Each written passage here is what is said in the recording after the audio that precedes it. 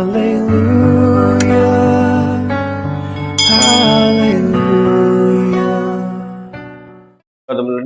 28వ ఎక్కుజాముని దేవుని వాక్య ధ్యాన పరిచర్యలో నాతో పాటు ఉన్న ప్రతి ఒక్కరికి నా హృదయపూర్వక ధన్యవాదములండి.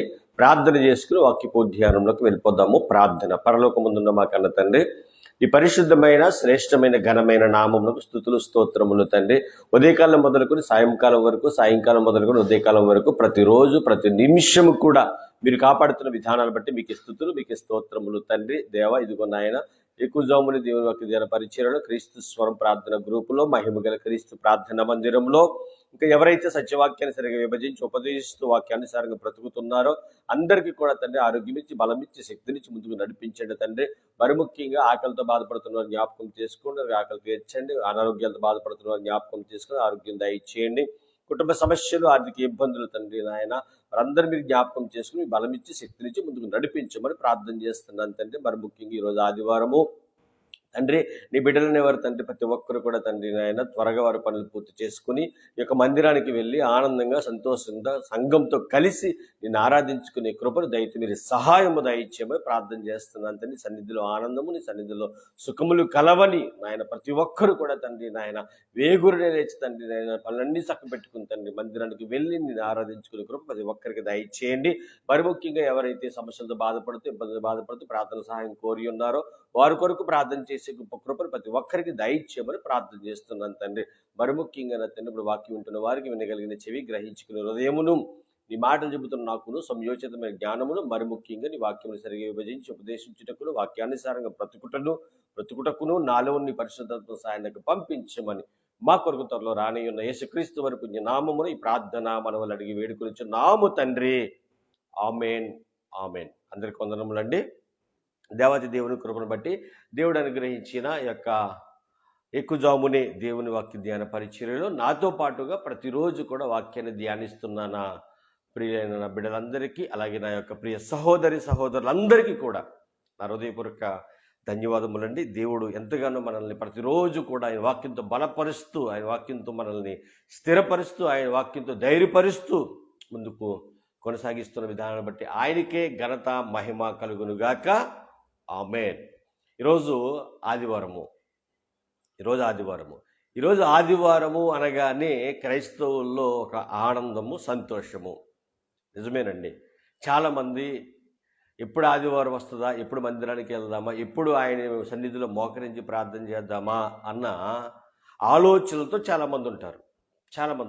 అయితే ఆ ఆలోచన కలిగి ఉన్నవారు మందిరానికి వెళ్ళేసరికి అక్కడ పాటలు పాడుతున్నా, అక్కడ వాక్యాన్ని చదువుతున్నా, ప్రార్థన చేస్తున్నా, వాక్యం వినబడుతున్నా చాలా శ్రద్ధగా వాక్యాన్ని వింటూ ఉంటారు. వాక్యం వినడానికి వారు ప్రయత్నిస్తూ ఉంటారు. ప్రేమ దేవుని వాళ్ళరా, అటువంటి వారందరూ కూడా ఇంకా అత్యధికమైన మేలులు పొందాలని, ఇంకా ఆత్మీయంగా ఒక ఉన్నతమైన స్థాయికి ఎదగాలని, మీరు వెలిగింపబడి ఉన్నారు కాబట్టి అనేక మందిని వెలిగించాలని మనస్ఫూర్తిగా కోరుకుంటూ, ఇంకా గొప్పగా దేవుడు అనేకమైన ఆశీర్వాదములు ఇచ్చి, దీవెనలు ఇచ్చి మేము ముందుకు నడిపించాలని మనస్ఫూర్తిగా కోరుకుంటూ, ఈరోజు ఆదివారము, ఈ ఆదివారం నాడు మనం మందిరానికి వెళ్ళినప్పుడు మందిరంలో మనం ఎలా వాక్యాన్ని వినాలి, విన్న వాక్యాన్ని ఎలా మనం పాటించాలి, ఎలా పాటిస్తే మన జీవితంలో ఆశీర్వాదాలు అనేవి చూస్తాము అన్న అంశం మీద మనం ఈరోజు మాట్లాడుకుందాము. దేవుని సన్నిధికి వెళ్ళిన తర్వాత అక్కడ వాక్యాన్ని ఎలా వినాలి, విన్న వాక్యాన్ని ఎలా పాటించాలి, అలా పాటించడం వల్ల కలిగే లాభాలు, ఇవన్నీ తెలుసుకుని ముందుగా కీర్తనకారుడు అంటే దావీదు గారు 16వ అధ్యాయంలో 11వ వచనంలో ఒక మాట రాయబడింది. ప్రేమ దేవుని వాళ్ళ కీర్తన గ్రంథము 16వ అధ్యాయము 11వ వచనం. ఈ 11వ వచనంలో దావీదు గారు మాట్లాడుతున్న అద్భుతమైన మాట ఏంటంటే, జీవ మార్గమును నీవు నాకు తెలియచేసేదువు. ఏంటంటే జీవ మార్గము నువ్వు నాకు తెలియజేసేదువు. నీ సన్నిధిలో లేదా నీ సన్నిధిని సంపూర్ణ సంతోషము గలదు. నీ కుడి చేతుల్లో నిత్యము సుఖములు కలవు. ఈ మాట ప్రతి ఒక్కరు కూడా నిత్యము జ్ఞాపకం ఉంచుకోవాలి. నిత్యము మన మైండ్లో ఈ యొక్క మాట తిరుగుతూ ఉండాలి. ఏంటనంటే, జీవ మార్గము నీవు నాకు తెలియజేసేదు. ఎస్, దేవునిలో ఉన్నప్పుడు, ఆయనతో సహవాసం చేస్తున్నప్పుడు ఏది జీవ మార్గము, ఏది జీవ మార్గము కానిది, నిత్య జీవానికి నడిపించే మార్గం ఏది, పాతాళానికి నడిపించే మార్గం ఏది, ఇవెప్పుడు కూడా మనకి దేవుడు తెలియజేస్తూ ఉంటాడు. దేవుని వెతుకులాటలో, దేవునితో సహవాసం చేసేటప్పుడు మనకి ప్రతి విషయాన్ని కూడా చాలా క్లియర్గా, చాలా వివరంగా దేవుడు మనతో మాట్లాడతాడు. ప్రియమైన దేవుని వల్ల దేవుని యొక్క మాటలో గొప్ప శక్తి ఉంది. ఎప్పుడు గుర్తుపెట్టుకోండి, దేవుని మాటలో గొప్ప శక్తి ఉంది. ఆ శక్తిని పొందుకోవడానికి నువ్వు రెడీగా ఉన్నావా? ఆ శక్తిని ఆచరించడానికి నువ్వు రెడీగా ఉన్నావా? ఈరోజు దేవుడు మనందరితో మాట్లాడుతూ మనకు గొప్ప ధైర్యాన్ని ఇవ్వడానికి రెడీగా ఉన్నాడు. ఆ ధైర్యం నువ్వు తెచ్చుకోవడానికి నువ్వు రెడీగా ఉన్నావా? ఇప్పుడు కూడానండి, వాక్యం వినడానికి లేదా ఆదివారం మందిరానికి వెళ్తున్నాం అనుకోండి, మన మైండ్లో ఇంకెలాంటి ఆలోచనలు ఉండకూడదు. ఏమైపోద్దో ఏంటో. నేను ఈరోజు కొంచెంసేపు కొద్ది గంటలు సెల్ ఫోన్ స్విచ్ ఆఫ్ చేసేయాలి. మందిరానికి వెళ్తే సెల్ ఫోన్ స్విచ్ ఆఫ్ చేసేయాలి. సెల్ ఫోన్ స్విచ్ ఆఫ్ చేయడం వలన ఏం ఫోన్లు వస్తాయో ఆగిపోతాయో అనే ఆలోచన మనలో ఉండకూడదట. ఎప్పుడు కూడా దేవుని యొక్క సన్నిధికి వెళ్ళేటప్పుడు లేదా వాక్యం వినబడుతున్నప్పుడు నువ్వు అక్కలే సౌండ్లు పెట్టకూడదు. ఎదర ఏం జరుగుతుంది అనేది ఎప్పుడు కూడా ఒక క్రైస్తవుడిగా గుర్తించుకోవాలి. ఇప్పుడు ఈరోజు వాక్యం వినబడుతుంది అనుకోండి, ఎవరైనా వాక్యం వింటున్నారనుకోండి, లేదా ఈ టైంలో పెద్ద ఎవరు కూడా లేవరు కాబట్టి పెద్ద వినేవాళ్ళు ఉండరు. వింటున్న వారు కొంతమంది అయినా సరే చాలా జాగ్రత్తగా వినాలి. దేవుడు మనతో మాట్లాడుతున్నాడు ఈ టైంలో. మరి మాట వినబడుతున్నప్పుడు, ఆ మాట మన చెవిన పడుతున్నప్పుడు ఎంత ఆసక్తి చూపాలండి. ఈరోజు వాక్యం దగ్గరకు వస్తుందని ఒక చులకన భావం ఏమైనా మనలో ఉందా? వద్దండి, అలా వద్దు. నీలో వాక్యం అది చులకన భావం ఉండకూడదండి. వాక్యం వినబడుతున్నా, ఎప్పుడు చెప్తున్నా, ఎవరు చెప్తున్నా వాక్యానికి తగినట్టుగా నువ్వు ఉండాలి. ఏమండి, నువ్వు ఆనందంగా ఉండాలంటే ఇవన్నీ నీలో ఉండాలి. నువ్వు అనుకున్నది నెరవేరాలన్నా, నువ్వు సంతోషంగా ఉండాలన్నా దేవుని వాక్యం పట్ల చాలా విధేయత చూపించాలి. ప్రియమైన దేవుని వల్ల విధేయత. ప్రియమైన దేవుని వల్లరా మన జీవితాన్ని మనమే కట్టుకోవాలి అందంగా. అలా కట్టుకోవాలంటే ముందు మనం దేవునికి ఒబే అయిపోవాలి. దేవుని యందు భయభక్తులు కలిగి బ్రతకాలి. ఇక దావీదు గారు అన్నట్టుగా జీవ మార్గము నువ్వు నాకు తెలియజేసేదు, నీ సన్నిధిని సంపూర్ణ సంతోషము గలదు, నీ కుడి చేతుల్లో నిత్యము సుఖములు కలవు. అలాంటి ఆయన సన్నిధిలో మనం మోకరించి ప్రార్థన చేసి పాటలు పాడి వాక్యాన్ని చదివి వాక్యం ధ్యానిస్తూ ఉన్నప్పుడు మనకు వచ్చే ఆనందము, సంతోషము అంతా ఇంత కాదు, చాలా ఎక్కువ అండి. రైట్. ఇప్పుడు సన్నిధికి వెళ్తున్న మనం ఎలా ఉండాలి? సన్నిధిలో వినబడుతున్న మాటలు మనం ఎలా వినాలి? విన్న మాటలు ఎలా మన బ్రతుకులు చూపించాలి అన్న ప్రాముఖ్యమైన విషయాలు కొద్ది నిమిషాలు ధ్యానిద్దాం.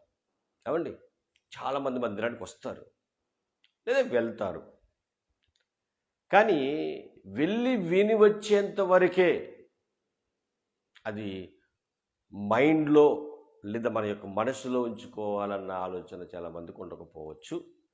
లేదా వారికి ఉన్న సమస్యలు బట్టి, వారికి ఉన్న ఇబ్బందులు బట్టి, వారికి ఉన్న బాధలు బట్టి మైండ్లోకి వెళ్ళకపోవచ్చు. నేను చెప్పేది ఏంటంటే, మీరు సమయాన్ని సద్వినియోగం చేసుకోండి. మందిరానికి వెళ్ళి కూర్చున్నామంటే ఏదో గుడరుగు మీద వెళ్ళి కూర్చున్నట్టు కాదు, వీధరుగు మీదకి వెళ్ళి కూర్చున్నట్టు కాదు.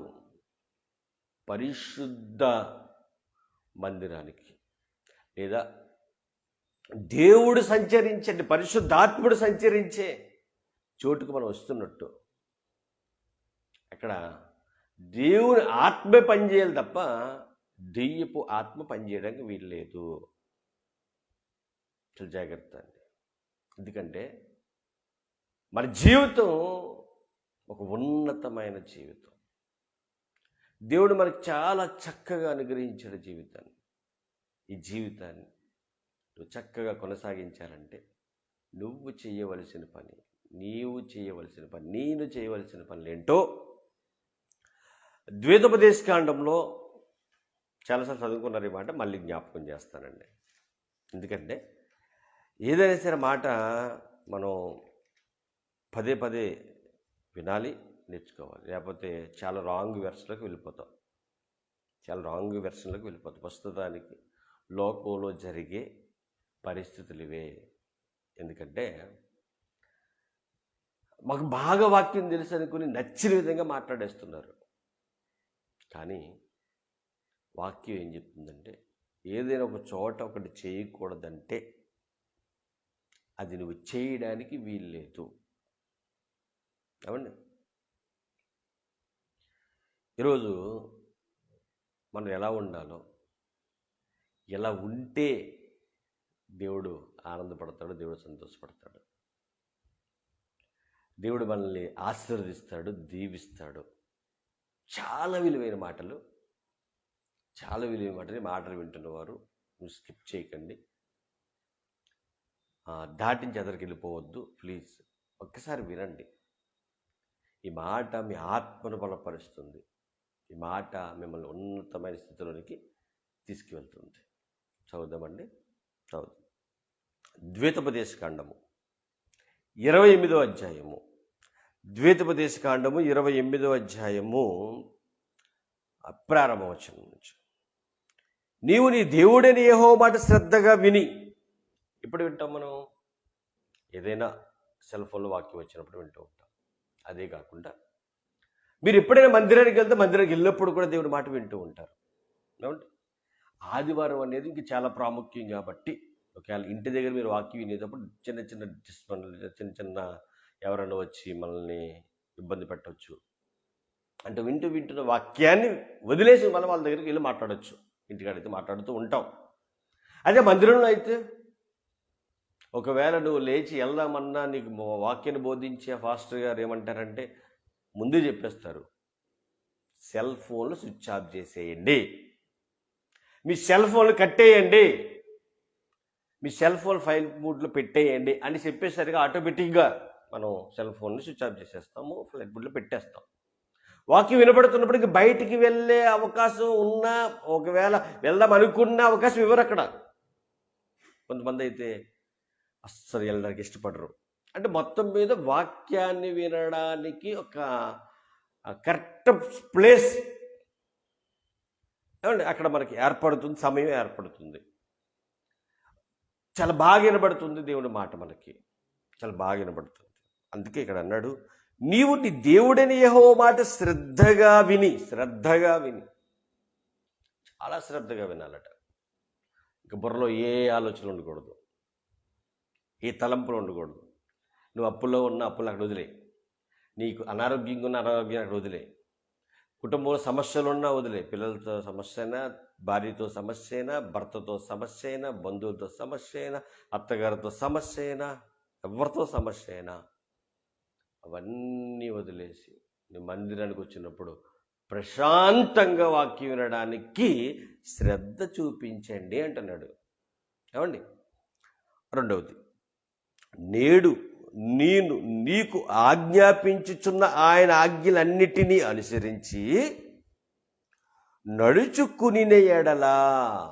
రెండవది ఏంటంటే, ముందు ఆయన మాట శ్రద్ధగా వినాలి. ఆయన మాట శ్రద్ధగా వినాలి. రెండవది, నేడు నేను నీకు ఆజ్ఞాపించుచున్న ఆయన ఆజ్ఞలన్నిటినీ అనుసరించి నడుచుకుని నీ ఎడల. వినటంతో ఆగిపోలేదు అక్కడ, చాలా జాగ్రత్తగా మాట వినాలి. ఈరోజు చాలామంది వినేంత వరకే, విన్న తర్వాత వాక్యానుసారంగా బ్రతకాలన్న ఆలోచన చాలా మందిలో ఉండట్లేదు. ఇది దేవుడు ఒప్పుకుంటాడా? ఇప్పుడు నేను వాక్యం చెప్తున్నాను, మీకు దేవుని మాట చెబుతున్నా, నేను వాక్యానుసారంగా బ్రతకకపోతే దేవుడు ఒప్పుకుంటాడా? చాలా జాగ్రత్తగా ఇది పాయింట్అవుట్ చేసుకోండి. వినేవాళ్ళు చాలామంది ఉన్నారు, పాటించే వాళ్ళు ఎంతమంది ఉన్నారు అని మనం ఒకవేళ మనమే ప్రశ్నించుకుంటే, ఇప్పుడు నేనే ప్రశ్నించుకున్నాను అనుకోండి, ఒకవేళ వాక్యం చెబుతున్నాను తప్ప వాక్యానుసారం బ్రతకట్లేదు అనుకోండి, దేవుడు నన్ను యాక్సెప్ట్ చేయడు. మరి నన్ను బట్టి దేవుడు ఆనందపడడు, మరి మిమ్మల్ని బట్టి ఎవరు చేసినా అంతే. కానీ వాక్యానుసారంగా నడుచుకోవటం వలన దేవుడు ఆనందపడతాడు. మొదటిదేమో దేవుడు మాట వినేటప్పుడు శ్రద్ధగా వినాలి. రెండవదేమో ఆయన ఆజ్ఞాపించుతున్న ఆజ్ఞలన్నింటిని బట్టి అనుసరించి నడుచుకుని ఎడల. మూడవది, నీ దేవుడైన యెహోవా, నీ దేవుడైన పరలోకపు తండ్రి భూమి మీద ఉన్న సమస్త జనముల కంటే నిన్ను హెచ్చించెను. నీవు నీ దేవుడైన యెహోవా మాట వినిన ఎడల ఈ దీవెనలన్నీ నీ మీదకి వచ్చి నీకు ప్రాప్తించును. ఏం గొప్ప అండి! ఎంత గొప్పగా దేవుడు మనతో మాట్లాడుతున్నాడు. నువ్వేమి చేయక్కర్లేదు, నీ చెప్పే మాట జాగ్రత్తగా విను, నీ చెప్పే ఆజ్ఞల ప్రకారంగా నువ్వు నడుచుకో. అప్పుడు ఈ భూమి మీద ఉన్న సమస్త జనుల కంటే నిన్ను హెచ్చించెదను. అంటే ఆయన మాట విని ఆయన మాట ప్రకారం బ్రతికితే మనల్ని ఏం చేస్తారట? ఉన్నతమైన స్థితిలోనికి తీసుకువెళ్తాడట, ఉన్నతమైన స్థితిలో నిలబెడతాడట, ఉన్నతమైన స్థితిలో నిలబెడతాడట. దేవుడు మాట ఇచ్చాడా లేదండి? ఆయన మాట ఇచ్చి తప్పే దేవుడు కాదండి. ఆయన మాట ఇస్తే మాట నెరవేర్చి తీరుతాడు. అందుకే కీర్తనకారు 146 అధ్యాయంలో అన్న మాట అంటే ఆయన మాట ఇచ్చి తప్పే దేవుడు కాదు. అవండి. ఇంకా 3వ వచనంలో, నీవు నీ దేవుడైన యెహోవా మాట వినని ఎడల దీవెనలన్నీ నీ మీదకి వచ్చి నీకు ప్రాప్తించును. ఏ దీవెనలు అని ఒక్కసారి మనం పరిశీలన చేస్తే, 3వ వచనం, నీవు పట్టణములో దీవించబడదు, నీవు పొలములో దీవించబడదు, నీ గర్భఫలము, నీ భూఫలము, నీ పశువులు, మందలు, నీ దుక్కటెట్టులు, నీ గొర్రె మేకలు, మందలు దీవించబడును. ఈ దీవెనలన్నీ వస్తాయట. ఆ దీవెనలు ఏంటో చక్కగా చదువుకోండి. ఎందుకు వస్తాయి దీవెనలు అంటే, దేవుని మాట శ్రద్ధగా వినప్పుడు. ఏ దీవెనలు అవి? నువ్వు పట్టణంలో దీవించబడదు, పొలములో దీవించబడదు, నీ గర్భఫలము, నీ భూఫలము, నీ పశువులు, మందలు, నీ దుగ్గటెట్టులు, నీ గొర్రె మేకలు, మందలు దీవించబడును. ఒక అద్భుతమైన విషయం, నీ గంపయు పిండి పిసుకు, నీ తొట్టియు దీవించబడును. నువ్వు లోపలికి వచ్చినప్పుడు దీవించబడదు, వెలుపలికి వెళ్ళినప్పుడు దీవించబడదు. నీ మీద పడు నీ శత్రువులు యెహోవా నీ ఎదుట అతమగున్నట్లు చేయును. వారొక త్రోవ నీ మీదకు బయలుదేరి వచ్చి 7 త్రోవలు నీ ఎదుటి నుండి పారిపోదురు. 5వ వచనం మళ్ళీ చదువుతున్నాను. నీ గంపయు పిండి పిసుకు నీ తొట్టియు దీవించబడును. దీని గురించి రేపు మాట్లాడతాను. ఎందుకంటే నీ గంపయు నీ పిండి పిసుకు తొట్టియు దేవుని మాట వినటం వలన, దేవుని ఆజ్ఞ ప్రకారం బ్రతకటం వలన ఒక స్త్రీ కరువు కాలంలో, కరువు సమయంలో ఎలా పోషింపబడిందో రేపు నేర్చుకుందాం. అయితే నువ్వు ఎప్పుడైతే దేవుడి మాట విని దేవుడి మాట ప్రకారం బ్రతుకుతున్నావో ఆ దేవుని మాట మనల్ని ఎంత గొప్ప స్థితికి తీసుకువెళ్తుందో చెప్తున్నాడు ఇక్కడ. నీకు ఏ సమస్య ఉండే, ఏ ఇబ్బంది ఉండే, ఏ బాధ ఉండే, మీరు భయపడొద్దు. నీ గంపయు పిండి పిసుకు నీ తొట్టియు దీవించబడును. నువ్వు లోపలికి వచ్చినప్పుడు దీవించబడదు, వెలుపలికి వెళ్ళినప్పుడు దీవించబడదు. నీ మీద పడు నీ శత్రువులను యెహోవా నీ ఎదుట హతమగునట్లు చేయును. వారొక త్రోవ నీ మీదకు బయలుదేరి వచ్చి 7 త్రోవలు నీ ఎదుటి నుండి పారిపోవుదురు. నీ కొట్లలోను నీవు చేయి ప్రయత్నములన్నిటిలోనూ నీకు దీవెన కలిగినట్లు యెహోవా ఆజ్ఞ ఇచ్చెను. నీ దేవుడైన యెహోవా నీకు ఇచ్చుచున్న దేశములో ఆయన నిన్ను ఆశీర్వదించెను. ఆశీర్వదిస్తాడు. ఇంకా బాగా, నీవు నీ దేవుడైన యెహోవా ఆజ్ఞను అనుసరించి ఆయన మార్గములో నడుచుకుని ఎడలా. ఇవన్నీనండి. ఈరోజు నువ్వు సన్నిధికి వెళ్తున్నావు కాబట్టి నువ్వు పర్టికులర్గా ఆ వాక్యాన్ని వినడానికి శ్రద్ధ అనేది చాలా ప్రాముఖ్యం. శ్రద్ధగానే వినేటప్పుడు విన్న వాక్యం నీ హృదయంలోనికి వెళ్ళిపోతుంది. అప్పుడు ఆ మాట ప్రకారం బ్రతికినప్పుడట నీవు నీ దేవుడైన యెహోవా ఆజ్ఞను అనుసరించి ఆయన మార్గములో నడుచుకుని ఎడల యెహోవా నీకు ప్రమాణము చేసినట్లు. దేవుడు మనకి ఏం చేశాడు? ప్రమాణం అంటే మాట ఇచ్చాడు. చేసినట్లు ఆయన తనకు ప్రతిష్ఠ జనముగా నిన్ను స్థాపించెను. ప్రజలందరూ యెహోవా నామమున నీవు పిలువబడుట చూచి నీకు భయపడుదురు. మరియు యెహోవా నీకు ఇచ్చిన దాన్ని, నీ పితరులతో ప్రమాణము చేసిన దేశమును యెహోవా నీ గర్భఫల విషయములోను, నీ పశువుల విషయములోను, నీ నేల పంట విషయములోను నీకు సమృద్ధిగా మేలు కలుగు చేయను. యెహోవా నీ దేశం మీద వర్షము దాని కాలమందు కురిపించుటకును, నీవు చేయు కార్యమంతటిని కూడా ఆశీర్వదించుటకును ఆకాశమును తన మంచి ధననిధిని తెరిచి నీవు అనేక జనములకు అప్పిచ్చిదువు గాని అప్పు చేయవు. నేడు నేను నీ కుడిముకు గాని ఎడమకు గాని తొలగి అన్య దేవతలను అనుసరింపకయు వాటిని పూజింపకయు నున్న ఎడల నీవు అనుసరించి నడుచుకునవలెనని నేడు నేను నీకు ఆజ్ఞాపిస్తున్నాను. అంటే వ్యర్థమైన వాటి వైపు నువ్వు వెళ్ళకూడదని నీకు నేను ఆజ్ఞ ఇస్తున్నాను. నేనేదైతే చెప్పానో, నేనేదైతే మాట్లాడుతున్నానో, నేనేదైతే నీకు వినిపించానో, నేనే ఆజ్ఞ అయితే నీకు పెట్టానో ఆజ్ఞ ప్రకారం బ్రతకడం వలన ఈ ఆశీర్వాదాలన్నీ నీకు వస్తాయి. ఇప్పుడు మందిరానికి వెళ్తున్నామంటే మనకి ఏమి రావాలండి? ఆశీర్వాదం రావాలి. మనం ఆశీర్వదింపబడాలి. ఆశీర్వదింపబడుతున్నారా? అయితే మనసులో కల్మషం పెట్టుకుని, మనసులో ద్వేషం పెట్టుకుని, మనసులో కోపం పెట్టుకుని, మనసులో విరవేగుచున్న దుష్టత్వం పెట్టుకుని ఒకవేళ మందిరానికి వెళ్తుంటే ఆశీర్వదించబడడం అసాధ్యం. ఎందుకంటే దేవుడు దాన్ని ఒప్పుకోడు. దేవుడికి అది ఇష్టం ఉండదు. ప్రేమ దేవుని వల్ల.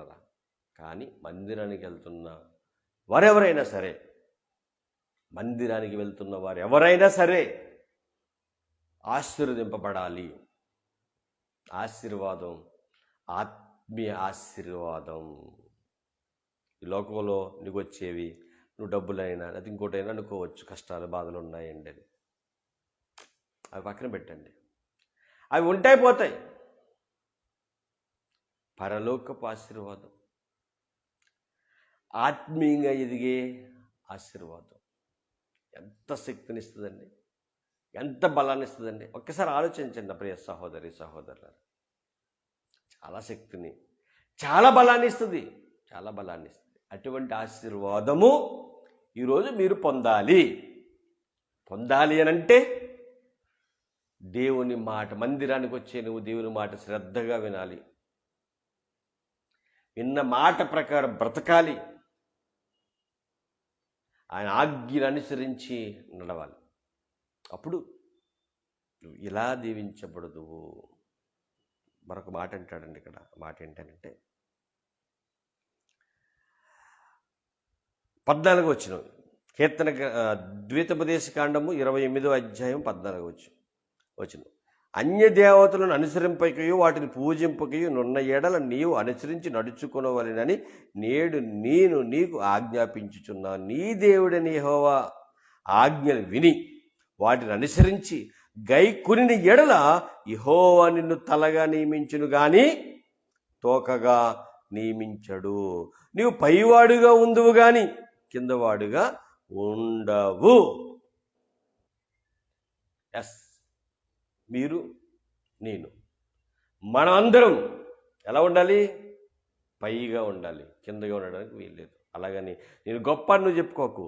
నువ్వు దేవుడితో, దేవుడికి నట్టు దేవుడి దగ్గర తగ్గించుకుని బ్రతికితే దేవుడిని ఏం చేస్తాడు?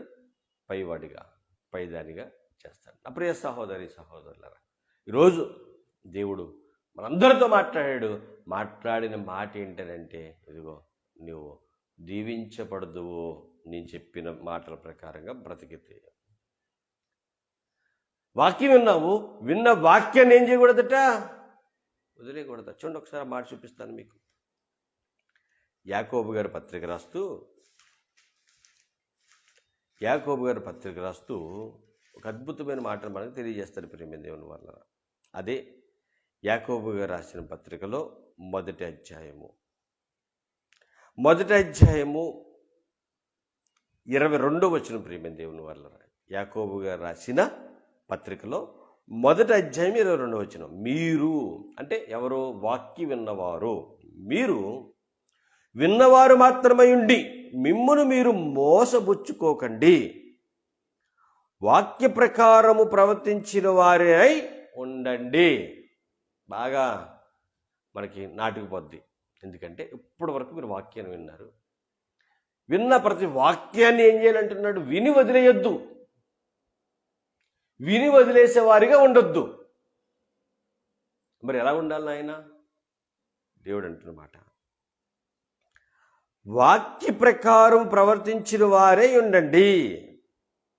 ఒకవేళ 23వ వచనంలో, ఎవడైనను వాక్యమును వినువాడయుండి దాని ప్రకారం ప్రవర్తించిన వాడైతే, ఇప్పుడు వినని వాడి గురించి కూడా చెప్తున్నాడు.